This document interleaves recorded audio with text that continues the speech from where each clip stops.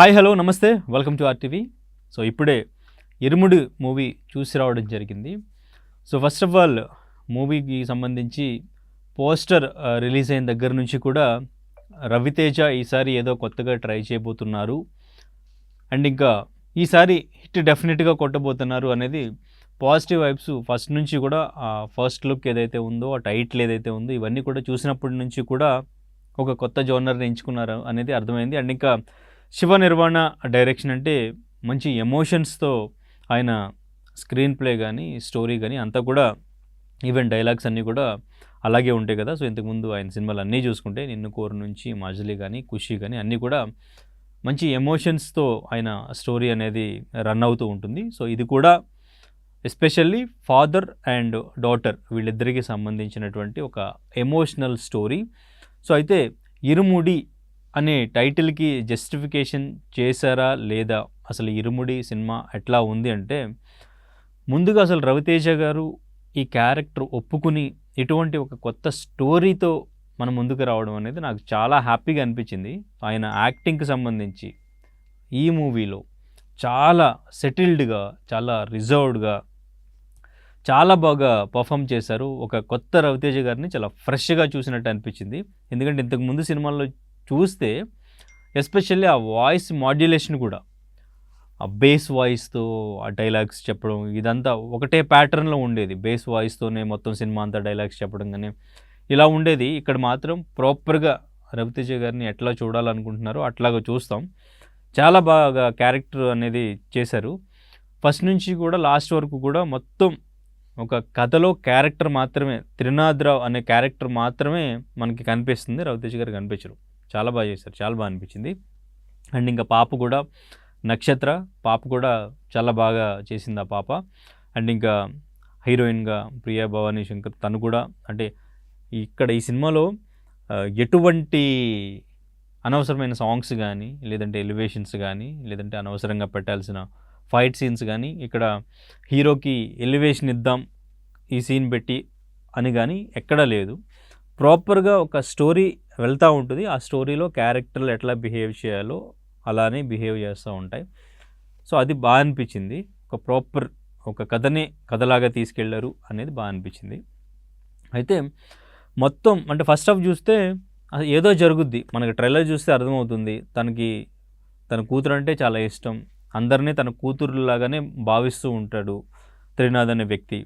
So ఏదో జరుగుద్ది అనేది మనకి ట్రైలర్ చూస్తేనే అర్థమవుతుంది. అండ్ ఇంకా ఒక డివోషనల్ టచ్తో ఒక ఎమోషనల్ కంటెంట్ని మనకి ఒక సస్పెన్స్ఫుల్గా కూడా డ్రైవ్ చేస్తారు. సో అయితే ఇది ఒక కమర్షియల్ మూవీ అని కూడా చెప్పుకోవచ్చు. ఇరుముడి అనే టైటిల్ పెట్టినప్పటికీ కూడా ఒక పక్క కమర్షియల్ మూవీ ఇది.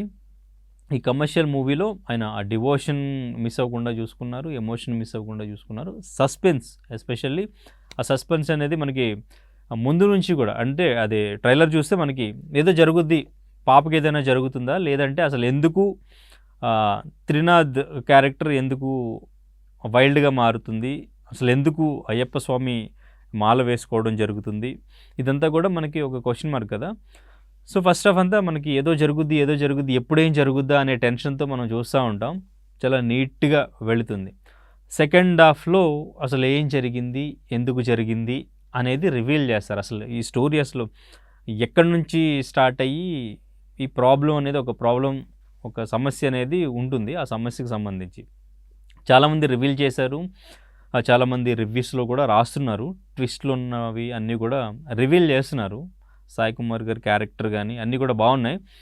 అయితే ఇక్కడ మెయిన్ ఆ ప్లాట్ ఏదైతే సెకండ్ హాఫ్లో రివీల్ చేశారో అది నాకు పెద్దగా కొత్తగా అనిపించలేదు. అంటే స్టోరీ మొత్తం కూడా నార్మల్ స్టోరీనే ఎమోషన్స్తో రన్ చేయాలనుకున్నారు.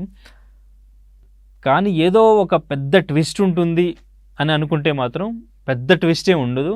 ఆ సెకండ్ హాఫ్లో దీనికోసం ఇదంతా జరిగిందా అంటే కొంచెం నాకు అంత కన్విన్సింగ్గా అనిపించలేదు.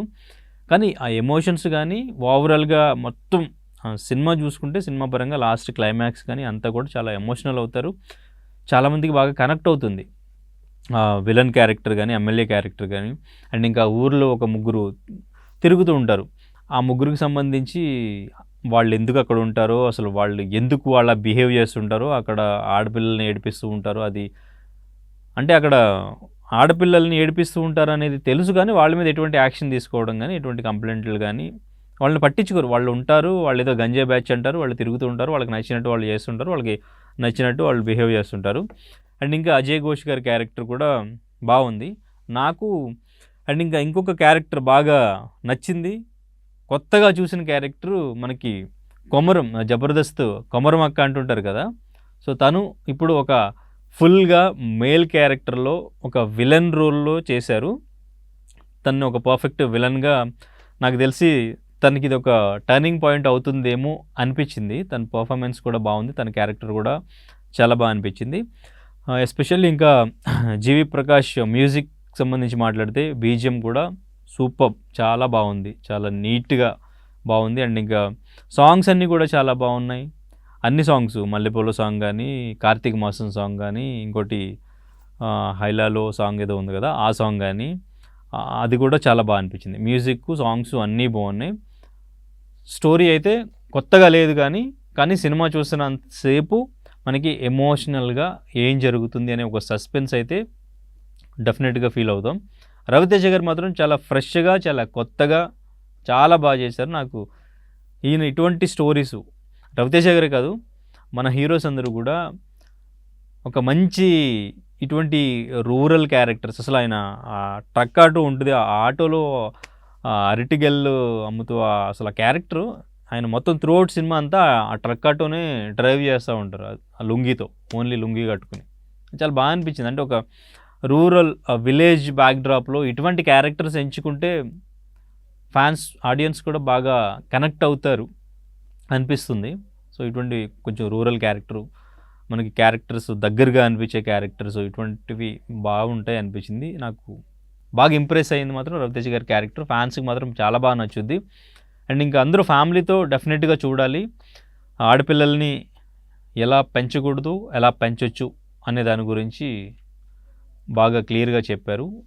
ఎలా పెంచితే ఏం జరుగుతుంది అనేది కూడా బాగా చూపించారు. సో డెఫినెట్గా చూడాలి అనుకుంటే ఫ్యామిలీతో డెఫినెట్గా చూడొచ్చు, సినిమా అయితే చూడొచ్చు.